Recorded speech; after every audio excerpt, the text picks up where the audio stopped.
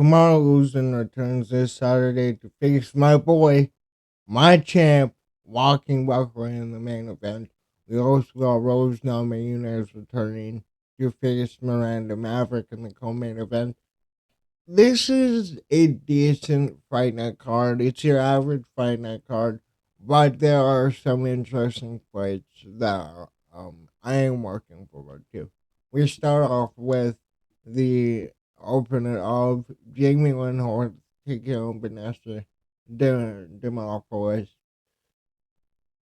You know how this is gonna go. This is a basic women's MMA fight. Jimmy Winhorst lost to the mentioned Miranda Maverick in the last fight by unanimous decision.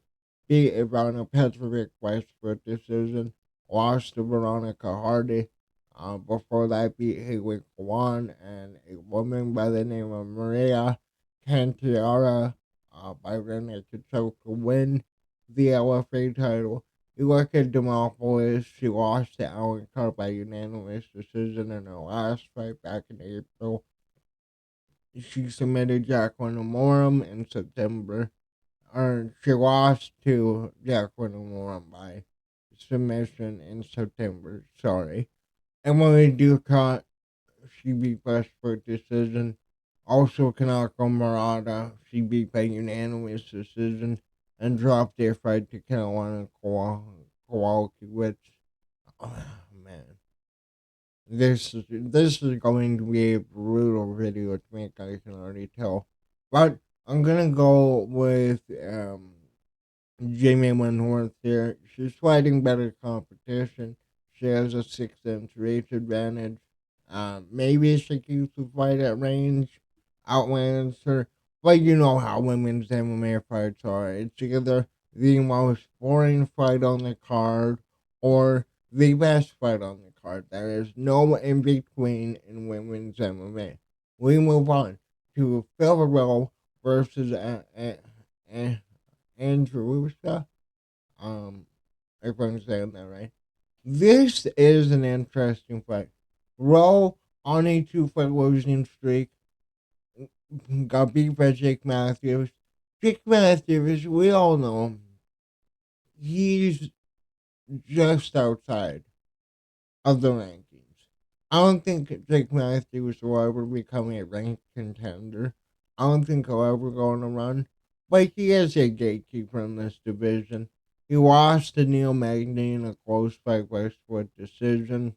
Before that, though, knocked out Nico Price, knocked out Jason Wood, knocked out Orion Coast. Good one. All in all, a really talented striker. I think he does have a lot of potential. You get to Wusa, though. He lost to Gabriel Bonfim in his last fight. Had the no contest against Brian Battle. I forgot what for, though. Beat Reese McKee by unanimous decision. Beat AJ Fletcher. And then lost to Munar Lozez. I rate Luce's wins more than Rowe. And with Rowe, like I said, I see that the potential is there. I see that the skill is there. Can he do it against a guy like Andrew Rusa who has power, who is durable? I don't think so. I'm going to go with Andrew Rusa by decision. I think Rowe is a more skilled fighter, but I think the power difference is going to show in this fight. I see Rowe outlanding Lusa, but Lusa landing the damaging shots, maybe, cutting him deep into the fight. He wins if he doesn't quit. And that's kind of what happened in the Neil Magny fight. I honestly think this is his fight to lose. And with Rowe, I still have my doubts. I see the potential, like I said. If you can do it against Rosa, maybe we have something with Rowe. but I'm going to go with Russo by decision, probably 29-28. Mainly, maybe countering, or just, we have Rowe landing a combination, and then Russo rocking him with a return right. That's kind of how I see this fight going. We move on to Ricky Simone versus Cameron Smotherman. This is an interesting fight. Ricky Simone, we obviously know he's been around for years. He knocked out David Bashra in his last fight in the first round, getting a performance bonus for that really good win. But he went on a 3-fight losing streak, losing to Vinicius Oliveira, Mario Batista, and Song Yadong. Three names that are moving up the bantamweight division. Mario Batista just beat Patchy Mix. Is looking for a fight inside the top five. And he submitted Jack Shore before that with a round 2 round single. Cameron Smotherman, though. That's this Series City fight was interesting. He lost by unanimous decision. He had his moments in that fight. Before that, though, won his last 4 fights, beat Jack Hathaway by decision, submitted Ryan Mandala, beat Ryan Coos first split decision, and KO'd Mando Gutierrez with a jumping knee. Before that, back in Fury. Good lord. Ah, this is tricky. I went with Ricky Simone, but I'm taking a second here. The main reason being, Smotherman took this fight on a week's notice. He was supposed to be Charles Jourdain fighting Ricky Simone. If that was the case, I would have went with Jourdain to beat Ricky Simone. But I feel that he's been in a full camp. He just KO'd Javid Bashra in his last fight after going on a 3-fight skid. I feel like the experience will help him here. Smotherman, I think, has a bit more to learn inside the UFC. But we know Ricky Simone's ceiling. We know he's never going to turn into a legitimate contender. Maybe he'll crack into the top 15. Maybe by surprise into the top 10. But I highly doubt it now in this division. That is slowly getting better and better. Like the flyweights now. You got Pantoja's champ. You got Manel Cap. You got Brendan Roybal. You got Brendan Moreno. It's a really fun division. It's a really fun division. But I will ultimately go with Ricky Simone. If Smotherman had a bit more time, I would have went with him. But I feel comfortable with Ricky Simone winning by decision. We move on. Cody Durden versus Jose Ocha. Cody Durden, 2-3 in his last 5. Lost to Joshua Van at UFC 310 back in December. Submitted Matt Snell with a ninja choke. Got a bonus for that. Got KO by Bruno Silva. Submitted by Tagir Ulanbekov. Beat Jake Holloway by unanimous decision. You go look over at Ultra. He lost his UFC debut to Loner Kavanaugh, a promising name on the come up. I believe, is he still defeated or did he lose his fight? I forgot. But before that, submitted uh, Juscelino Pantoja with an counter choke, got another TKO, had a no contest, and had another first round knockout over at FFC. I'm gonna go with Jose Ocha. I just feel like there's more upside to him. He has more to show in the octagon. He's good on the feet. And Cody Durden is on a decline. We go back here. Again, he's getting finished. He did get their win over match now, but when it comes to these younger guys like Bruno Silva, Joshua Ben, who just fought each other, you know what you're gonna get with Cody Durden, and I feel like talent is only getting better as they get into the UFC. So we move on to Malcolm Wellmaker welcoming back Chris Moutinho.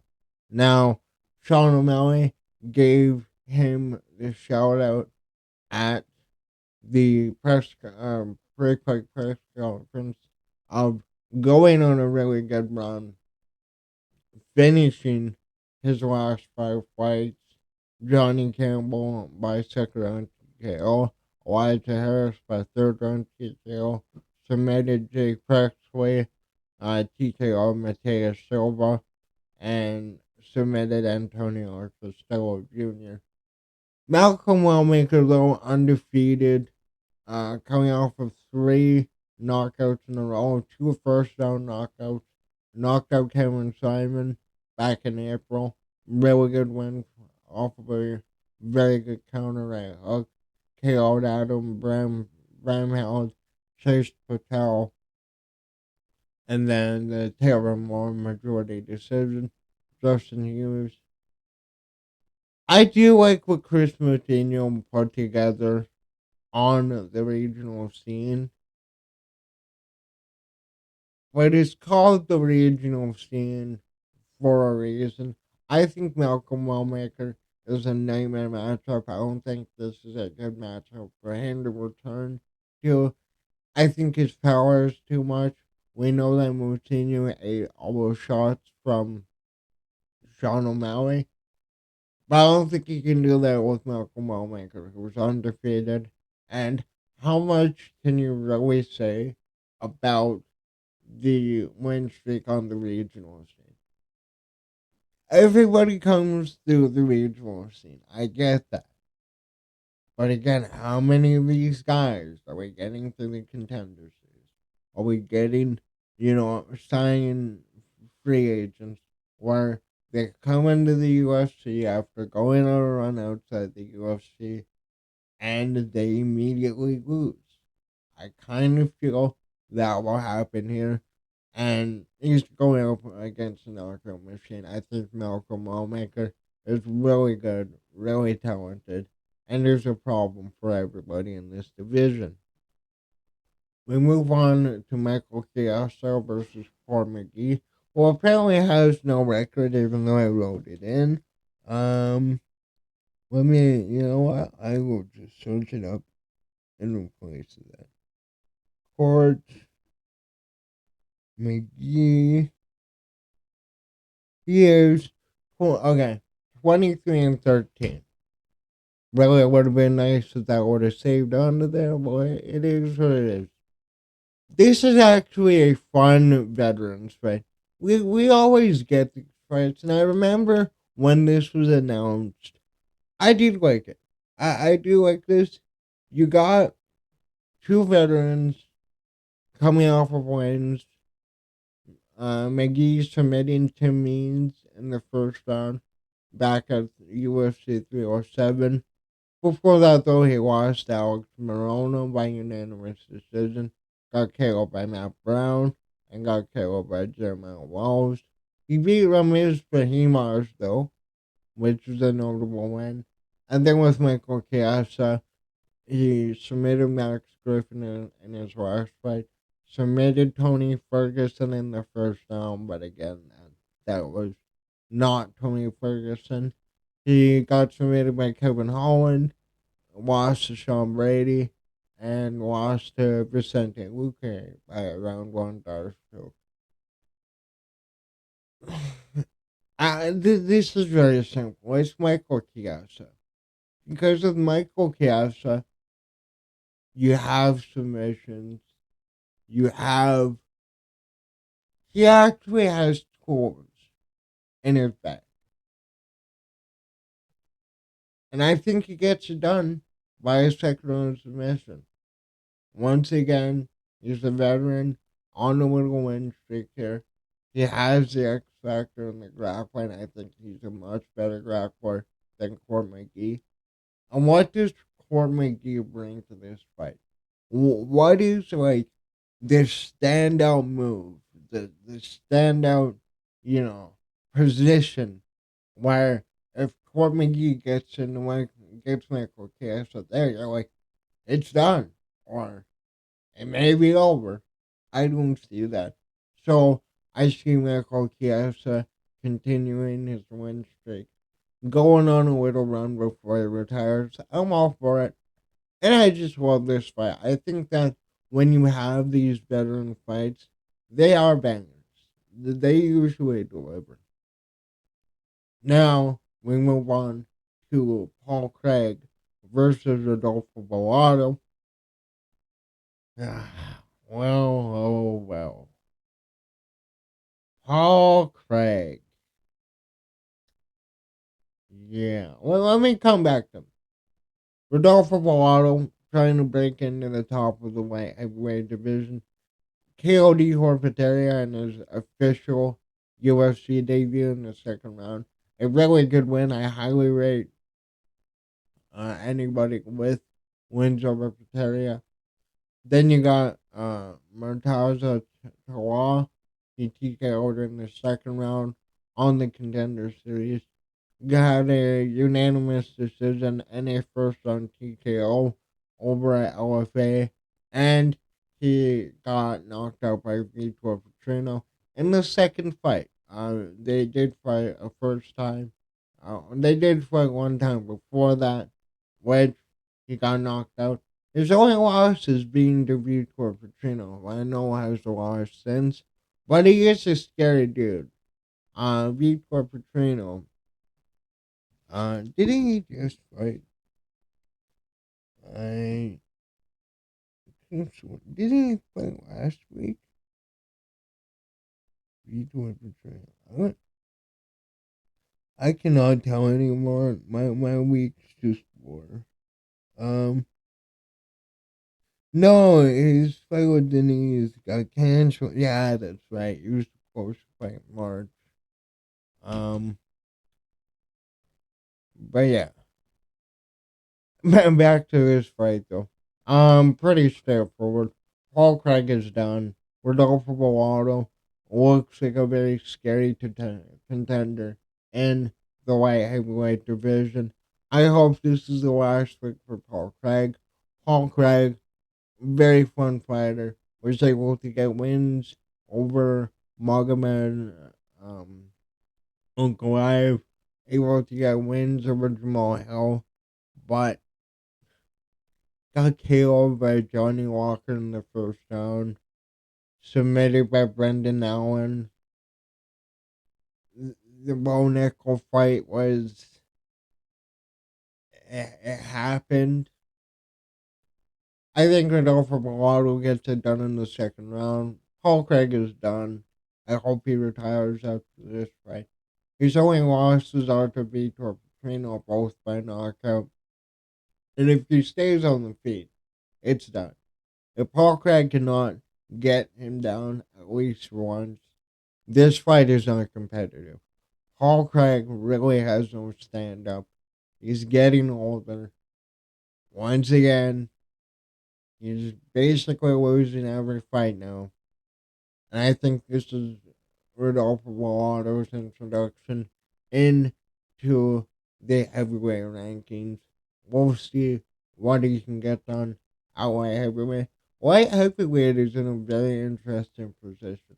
Obviously, now that Magomed Ankalaev and Pereira are supposed to have a rematch sometime soon, I feel like there's a couple names, like, Asmat Murzakanov, who are coming into the light heavyweight division, and I want to see some fresh contenders, honestly. We move on, though, to Alonzo Manafield versus Omar Sy. Manafield won a split decision over Julius Walker back in February. lost to Asma Mirzakanov by round 2 TKO. Got knocked out by Carlos Solberg. Beat Justin Jacoby and knocked out or submitted Jimmy Crute. Sorry, in the second round of the guillotine choke. Omar undefeated. His 2 wins in the UFC being over Wung Jung and Tuko Tokos, which was by a first rounder naked choke. He had a first round TKO over at KOF, and he had a rear naked choke over at KSW along with a unanimous decision. I think Alonzo Manifield will knock him out in the second round. I think Sai is the better fighter here. I think that Sai will win 90% of this fight and then just get caught being too technical on the outside. Alonzo Manifield maybe eats a major shot, blitzes in, catches him with a hook, finishes him on the ground. That's kind of how I see this fight going. But I could be wrong. Sai is really good on the feet. It's just, can he deal with somebody like Alonzo Manifield who is big, who has power, and can blitz him? But yeah, round 2 TKO for Alonzo Manifield. We move on to Mansour Abdul Malik versus Cody Brundage. Mansour Abdul Malik is on a tear, man. He debuted against Dexter Todorovic, who recently just fought. Again, I forgot who. He TKO'd him in the first round. Got a performance bonus in his official debut. He TKO'd West Shores by ground and pound on the Contender Series. Round 1 TKO over at LFA. And he TKO'd Buddy over at Shogun Fights. Brundage, he just KO'd Julian Marquez, but everybody and their mother is beating Julian Marquez right now. And a no contest against Abdul Razak Hassan got submitted by Bo Nickel, which is fraud checked by RDR. I want to see fraud check though. Like, I have no idea. I'm pretty sure that Bo Nickel was the favorite for that fight, or at least felt that way. I know I'm going on a Bo Nickel rant here. That fight was way too early for Bo Nickel. Renier Derrida was his worst matchup at middleweight. I do believe. I think that Bo Nickel can have a decent performance against most of middleweight if he actually develops a striking game. But off of the Bo Nickel topic, he slammed Zach Reese into the mat, KO'd him with punches. Um, then he won against Jacob Malkoon because of a DQ, illegal elbow to the back. Pretty simple here. Mansour Abdul Malik will get it done in the second round by TKO. He's on a tear. All wins are by finish, I believe. 7 knockouts, 1 submission. And Zacharias is the only recent notable win for Cody Brundage. Cody Brundage is kind of just one of those NPCs that you have to get through to really make it into the UFC. Well, no. Cody Brundage can make it interesting. I just think that this guy has talent, has power, and it's only a matter of time until he starts fighting. I would say right outside of the rankings when we are going to see him get tested. But I feel like he'll just run through all these non-ranked guys with water. Then we move on to a really fun fight here. Cody Garbrandt versus Raoni Barcelos. Cody Garbrandt was just finished by Davidson Figueiredo back in April last year. Has taken over a year off. He KO'd Brian Kelleher with the counter right before that. beat Trevor Jones, got knocked out by Kai France. But then again, Kai France is able to knock anybody out in flyweight. Lost to Rob Font. And then you have Barcelos, fraud checking Peyton Talbot back at UFC 311 and upsetting the company and proving that these contender series guys that the UFC are getting behind either are not ready to be superstars or suck. I don't think Peyton Talbot sucks, so I think he just needs a lot more time. I think his circle tactical is a bit stupid. But I'm just making fun of Peyton Talbot. He also submitted Christian Quinn, Quinn Owens in the third round. Lost to Kyle Phelps. Got knocked out by Umar Namajunes for one under fight for the title. Only lost this to Marab, the greatest bantamweight of all time. And he beat Trevor Jones as well. Man, the downfall of Cody Garbrandt, though. Can we talk about that for a second? I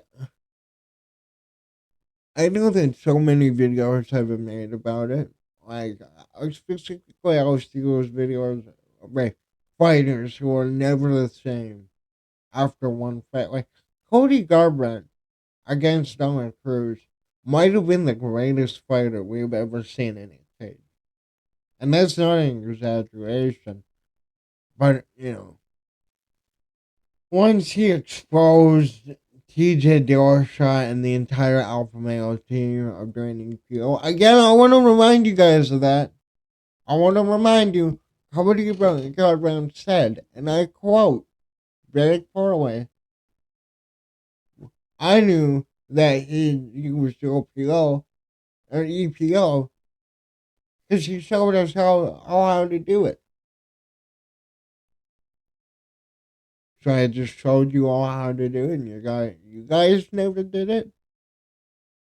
I mean, I don't know for sure, but again, one way to out your team is people who know how to cheat. Obviously, with TJ popping, I guess EPO isn't that easy to do anymore. But we know people are still cheating in the UFC. I am rambling now. Raoni Barcelos by decision. Activity, he has power. Cody Garbrandt does not do well against power punches. And Cody never evolved past hunting for the big shots. That is every Cody fight, looking for the overhand. Throw a couple jabs, set up the overhand, it doesn't land. Let me throw a couple more jabs, maybe throw in a leg kick, and then go for another overhand. I I think that's the main reason with the mentality, you know, that Cody had after the TJ fight. I do believe mixing up the combinations is the biggest reason Cody went on that skid. And I just think Leone Barcelos being more active than him. Again, beating a highly touted prospect. I think this is his fight to lose. And I think that he'll probably get it done. Maybe Cody Garbrandt wins the first round. He wins the last two. Meets me at 29-28. I could also see him finishing Cody Garbrandt. I'm not sure though. I'm going to go with a decision though. Then we move on to Edmund Shavazian versus Andre Petroski. Edmund Shavazian. Man, this is tough. This is really tough. Um, okay, Petroski, he's on a 3-1 streak. Beat Rodolfo Verano's last fight. Joaquin Buckley, Josh Lamb, all by unanimous decision. Got a TKO by Jacob Malcona and Michelle Pereira. Mikel Pereira, however you say it. Then, uh, then you got indigestion. Then you got Edmund Shabazi, who's coming off of a first round knockout over Dylan Budka, but he got submitted by Joe Marshall. He knocked out AJ Dobson, got TKO by Anthony Hernandez, who I think is a top middleweight and could potentially fight for the title. He then TKO'd Delka Wang Bula, good lord, in the second round. I remember when Edmund Shabazian came into the UFC, there was a lot of hype around him. And it looked like this guy was a serious threat. He had striking. He had a good grappling game. And I forgot who he lost to first. But he lost all of his hype immediately. I think Edmund Shabazian is talented. I think Edmund Shabazian could reach the potential that we thought he did. And especially when he's fighting Petrovsky, this should be his fight. I have zero faith in him anymore. I cannot pick Edmund Shabazian and confidently say I believe he'll win. But Petrovsky has nothing to know. He doesn't have a signature strike. He doesn't have this big submission that you have to look out for. He's kind of just there.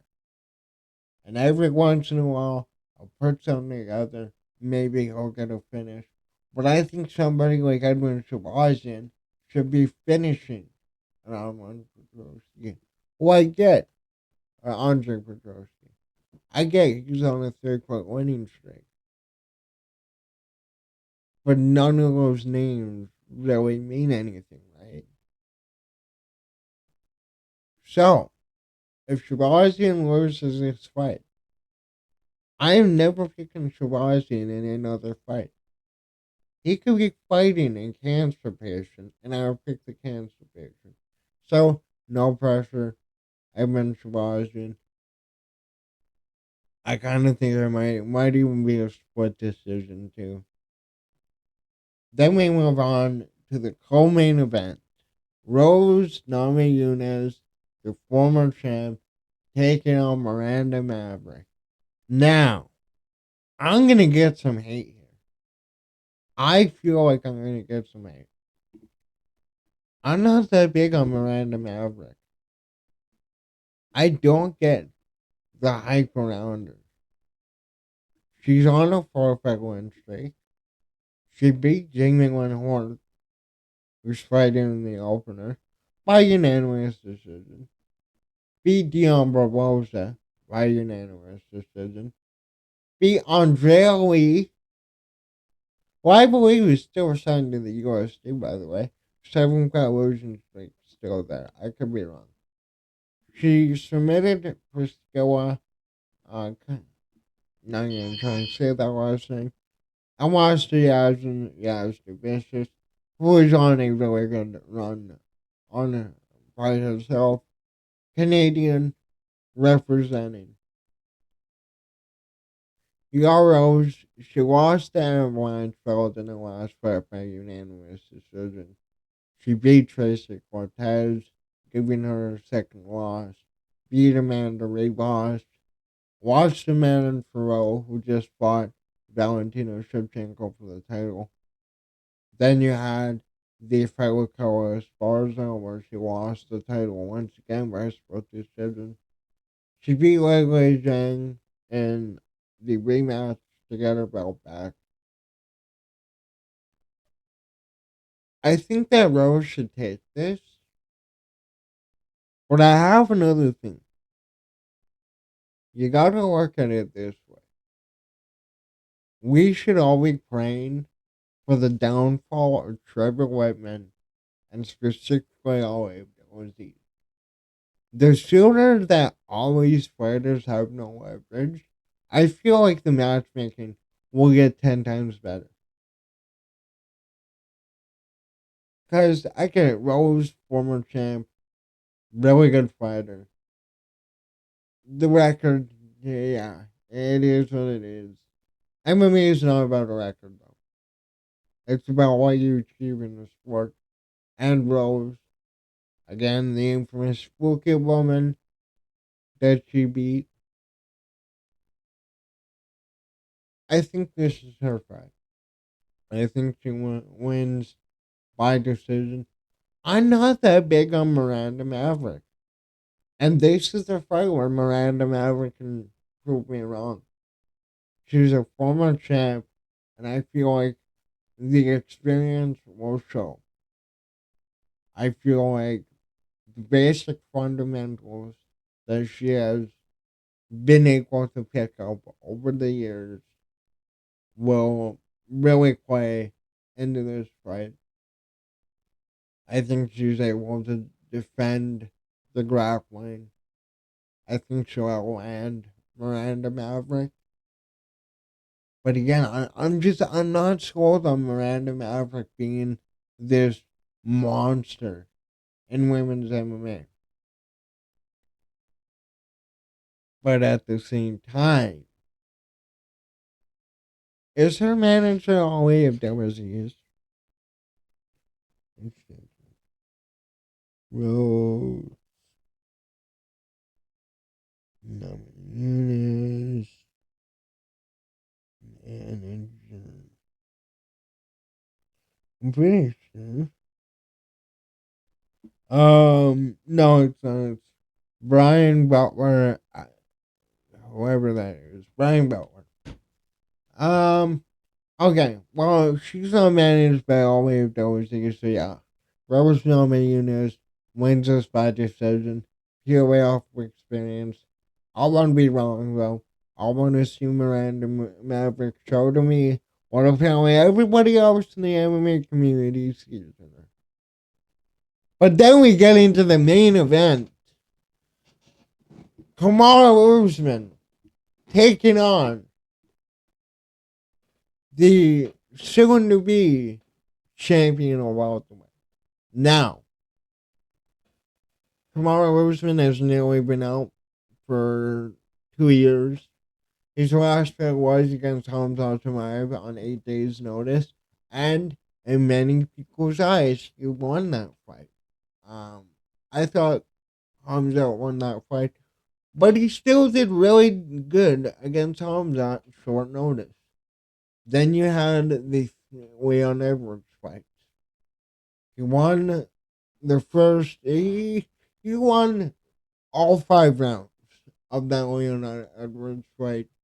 And then in the last 30 seconds, headshot dead. Leon becomes champion. Beats him in the second fight by majority decision. Then you have the Colby Covington 2 fight. Wins by unanimous decision. After he TKO'd him in the 5th round in the first fight, breaking his jaw.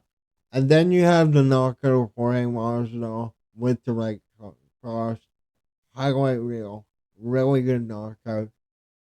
But again, Jorge Masvidal wasn't a top contender. He wasn't a top contender. Jorge Masvidal did nothing to deserve that title fight apart from being a star. Yeah, he knocked out Ben Askren. Well, look at all these other Bellator fighters coming over. Look at how their careers are doing. Look at how Patrick Nick's debut. And then we move over to Joaquin Buckley, the nightmare in welterweight. He beat Alex Morono, beat Vicente Luque by round 2 ground and pound. Dominated Ruziboyev in the grappling. KO'd Stephen Thompson in the 3rd round with the right hook against the fence. Really good finish. And then the TKO against Colby Covington. Now I know the big thing was Colby was able to get him down. Colby was able to control him. He did. he was able to get him down. But again, I do not see Usman on nearly a 2-year layoff coming back and being the same Usman that fought Leon in the third fight, that fought Leon in the second fight, even the one that fought Hamza Chimaev on short notice. When you take a year off, nearly 2 years off, at his age, it can be very beneficial to the best of the sport.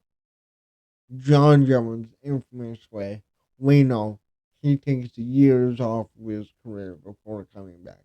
Very annoying when Tom Aspinall should get his title shot.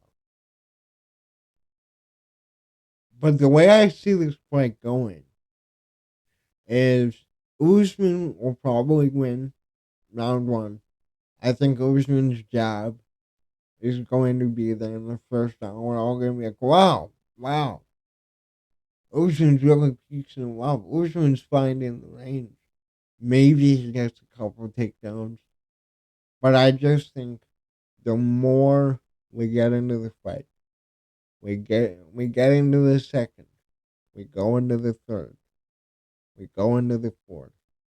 I feel like Joaquin Buckley will be putting damage on him. I feel like Joaquin Buckley has an insane endurance, insane cardio.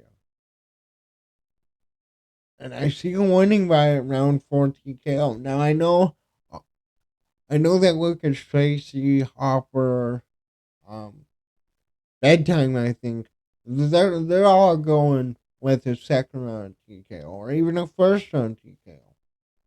I'm gonna give Usman the benefit of the doubt. I think Usman will be crafty in this fight.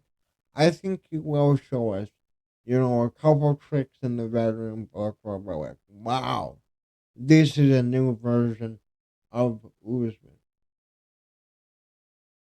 He has good distance control, and he can do what Colby did better than Colby. I see Buckley weathering the first and second round though, and hurting Usman badly. He gets him up against the cage, kind of like what he did in the Stephen Thompson fight. I do think I'll start ripping shots to the body until Usman collapsed. And then you have, the guy who just marked the top of welterweight 5 years ago. Finishes Usman. Finishes Covington. Knocks out Thompson. And he's promotable as hell, man. Like, whether you like Buckley or not, you're talking about Joaquin Buckley. But, he will make it. He will fight JDM for the title after JDM beats Israel Makachev. And he's going to win the belt this year. But those are my predictions for this week's card. I will either do my update on BJ Penn tonight or tomorrow. I'm not sure yet. But let me know in the comments down below. What are your predictions? What do you think about my predictions? And what are you looking forward to most this Saturday? Thanks for watching. Also, too, I will be streaming these fights this Saturday, so come hang out if you want. That's all I got. Later.